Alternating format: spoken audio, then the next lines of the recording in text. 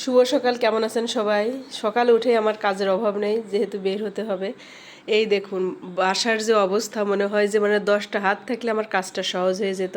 মোটামুটি কাজ কমপ্লিট করেছি, ঘর গোছানো একটু বাকি আছে। আর এইদিকে এই যে লিসা মিঠু তাদের খাওয়ার সময় হয়ে গেছে। তারা বারবার এসে আমাকে বোঝাচ্ছে যে আমাদের খিদে লাগছে, কিন্তু আসলে কি করব, কার আগে কার খাওয়াবো? বাচ্চারা কোচিং স্কুলে যাবে, আমার তারা আছে, ওর বাবার অফিস। তারপরেও চেষ্টা করি যে ওদের সকালে উঠে খাবার দেওয়ার জন্য। আজকে একটু লেট হয়েছে, এর জন্য দুইজন দেখুন কিভাবে আমার পিছে পিছে ঘুরছে, ভাবছে যে কোন সময় খেতে দেবে।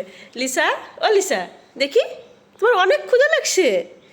অনেক ক্ষুধা লাগছে লিসার, কারণ লিসা তো একটু ছোট, ও ক্ষুধা সহ্য করতে পারে না।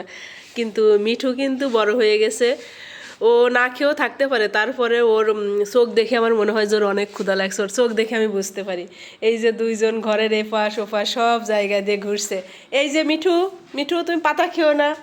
আসলে যখন ওদের একটু হজমের সমস্যা হয়, ওরা কিন্তু তখন পাতা খেতে শুরু করে। ওই যে ওর একটু কষা বাথরুম হয়েছে, এর জন্য সে বারবার আমার যে মানি প্ল্যান্টস গাছ আছে সেগুলো খেতে যাচ্ছে।